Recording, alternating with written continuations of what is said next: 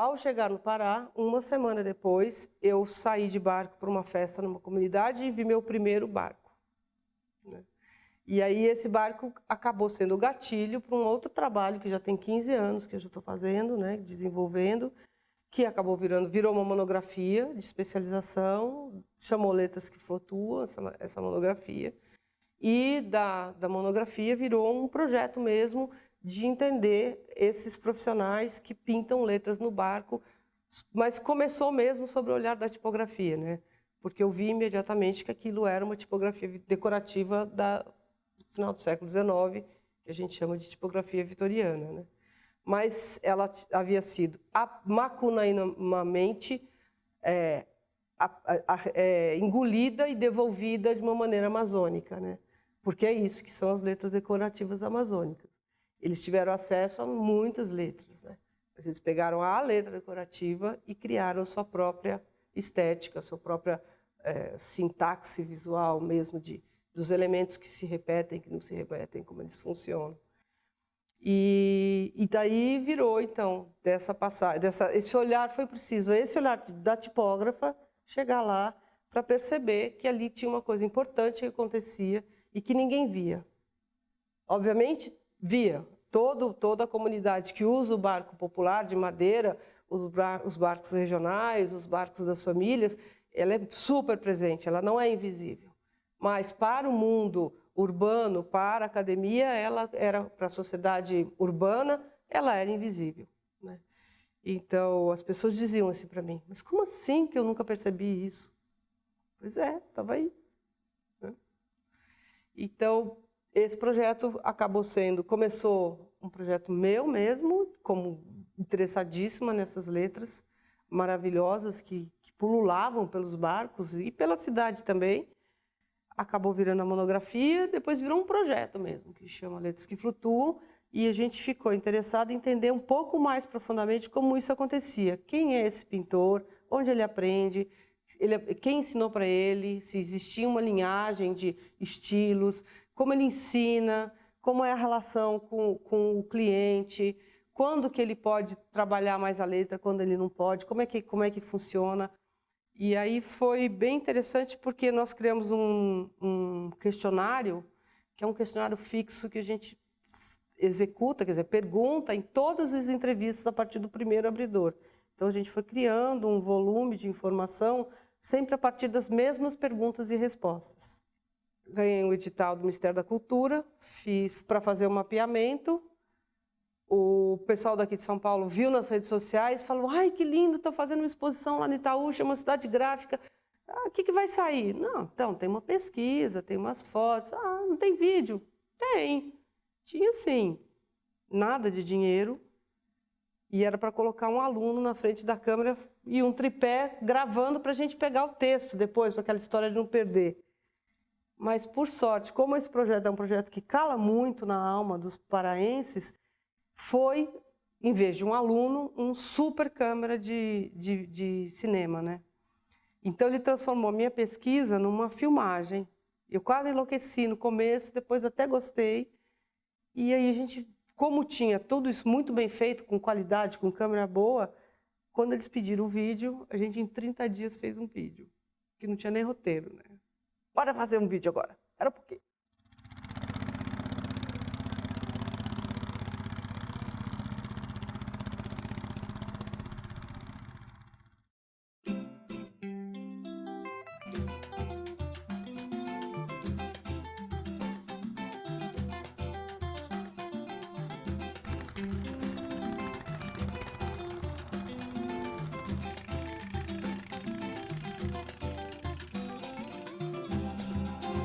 Carimbó é esse, de qualquer maneira, gostoso brejeiro, de onde é que tu vem? Vim do Baixo Tocantins pra tocar aqui em Belém. Que carimbó é esse, de qualquer maneira, gostoso brejeiro, de onde é que tu é?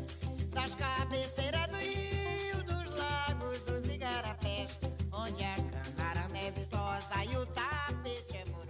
Você que mora na região das ilhas, você tem que ter uma canoa, uma embarcação para se locomover, fazer as suas viagens, ir na cidade fazer compras. Tenho um toque maneiro, meu swing é chamegado.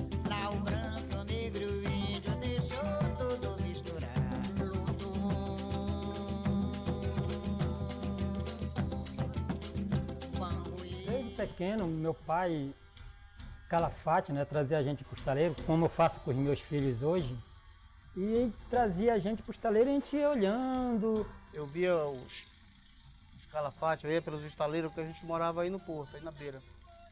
Eu via eles trabalhando, eu chegava em casa, pegava meu caderno e... O início foi assim, né? Nós passamos a fazer um trabalho quando criança no papel, né? Fazendo aquelas imitações, vendo os adultos trabalhando ali, né? Tendo aquela curiosidade, aquela vontade, que aí o desejo, né? Meu pai era um Calafate, um construtor de barco, né? Daí eu comecei a aprender com ele, a pintar, abrir letras. Foi passado de geração em geração, né? Começou com meu avô, aí passou com eu e meu tio. Isso vem dos meus avós, né? Da minha mãe passou pra gente. Inclusive, meus filhos também são pintores. Pintava letras comum, letras de imprensa, como chamavam antigamente, letras de forma, que são as normais compridas, né? Tem as letras minúsculas e também letras góticas, que era exigido. A letra gótica é que nem a Igreja Universal, aquela letra. A trabalhada ela é bem mais colorida, cheia de detalhes. Geralmente trabalha com uma tinta mais escura ou uma mais clara.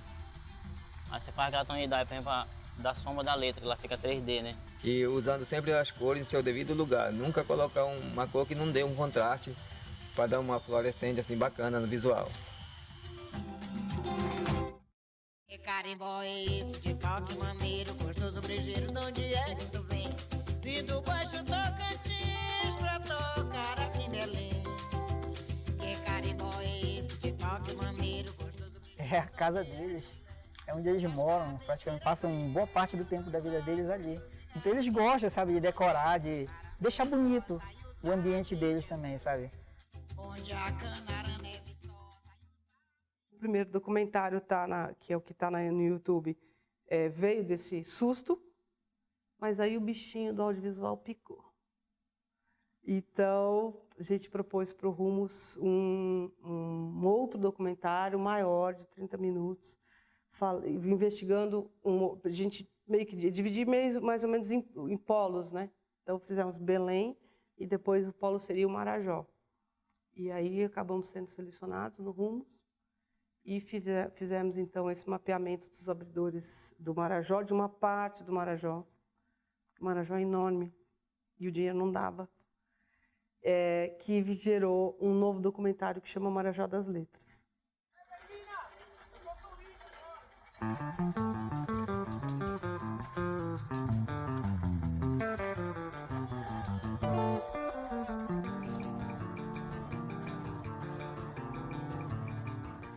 Marajó, ele é a porta de entrada da Amazônia, literalmente.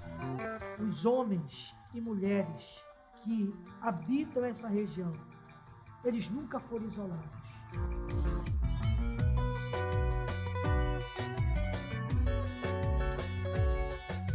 A letra ela veio de dom. Eu não estudei para aprender a letra, foi dom que Deus me deu.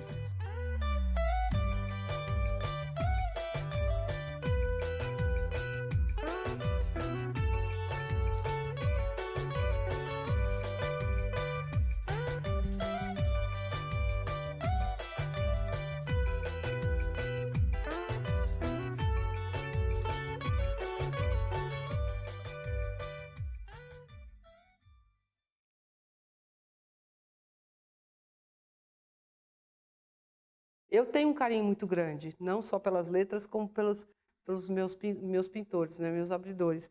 Mas é que as pessoas vêm para trabalhar com a gente, assim, eles querem para colaborar de alguma forma. Então, eu tive muita gente. Esse projeto, o Letras é o que ele é hoje, não porque eu estou à frente, mas é porque ele é um projeto coletivo de muita gente que acreditou nele, né?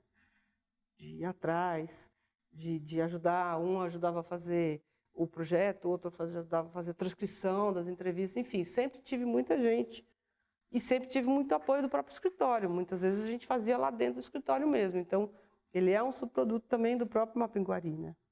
Porque os meninos estavam lá, faziam as coisas, faziam o convite, fazia isso. E isso é muito importante. Eu acho que ser designer para trabalhar com patrimônio material é muito interessante, porque a gente, como designer, gera muita materialidade. Gera folheto, gera cartaz, gera convite, faz convite no Face, faz convite Então, quando eu fui montar o dossiê para o prêmio, era um absurdo de coisa. Eu mesma assustei com a quantidade de coisas assim que tinham. E eu acho que isso foi um dos elementos que colaborou, né, para ser bem avaliado. Então, assim, é bem interessante a maneira que a gente, como designer, olha para o processo e como a gente gera esses produtos a partir dos processos, né? Isso é bem interessante também.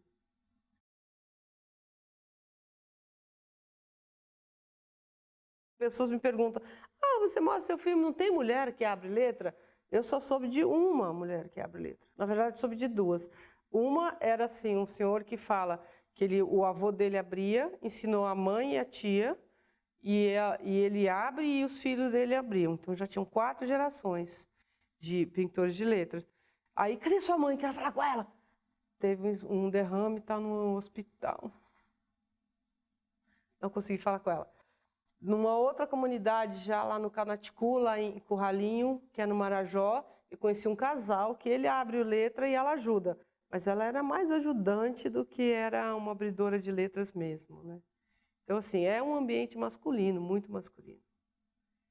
E é muito engraçado, porque a gente chega lá para falar como é que funciona, né? Eu pego ali minha malinha, minha máquina fotográfica, meu tripé e vou para a cidade. Aí começo na beira. Então, quem pintou essa letra? Foi o João da esquina. O Zé Macaco. Você posso falar com ele? Ele mora em tal lugar. Aí eu vou lá, o cara fala assim, oi? Você está me perguntando de quê? Não, eu queria saber como é que é a sua letra, você só pode me dar uma entrevista. Tem alguns que, inclusive, assim, para eu conseguir falar da letra, eu tenho que fazer toda uma entrevista sobre a pintura dele. Pintura quadros, cavalos. Mora no Marajó das Águas. Não tem nenhum cavalo perto dele, mas ele pinta quadros de cavalos. Montanhas. Então eu fico horas nesse momento de namoro, ouvindo, ele mostra, a gente filma, fotografa, aí eu consigo chegar na letra. Ou assim, ou o cara marca comigo, não vai. Amanhã eu vou, não aparece. Porque o que essa mulher está querendo falar de letra, né? Fala de letra. Mas hoje eu acho que depois de tanto tempo trabalhando, eles já ouvem, já sabem que a gente está por aí, assim. Então eu sou um pouquinho mais bem recebida. Mas continua sendo uma coisa estranha, uma mulher que fica no meio dos homens, nesses estaleiros, né? Estaleiros é uma loucura, assim. Eles desperdiçam. Meu lado sustentável quer morrer. Porque é madeira, assim, uns tabuão, 10 centímetros de espessura. Aí ele corta o pedaço e joga aquela tábua. Aí fica aquilo tudo ali, eu fico, ai meu Deus, ainda vou fazer um projeto para recolher essa madeira toda. Consegui. 10 anos não deu ainda, mas eu chego lá.